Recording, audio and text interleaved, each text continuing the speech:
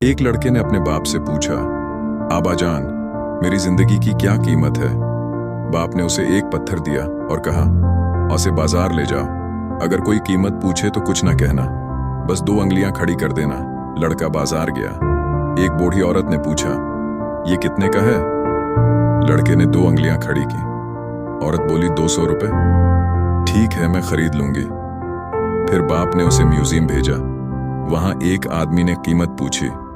लड़के ने फिर 2 अंगलियां खड़ी की। वो आदमी बोला, 20,000 रुपए, मैं अभी लेता हूं। आखिर में बाप ने उसे कीमती पत्थरों की दुकान पर भेजा।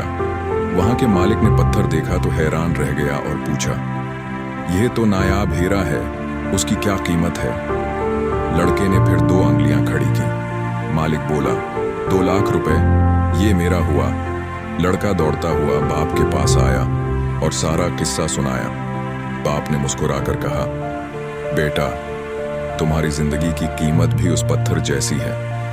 यह तुम पर मुनहसर है कि तुम खुद को 200 रुपए वाले लोगों में रखते हो या 2 लाख वाले हीरे की कदर करने वालों में।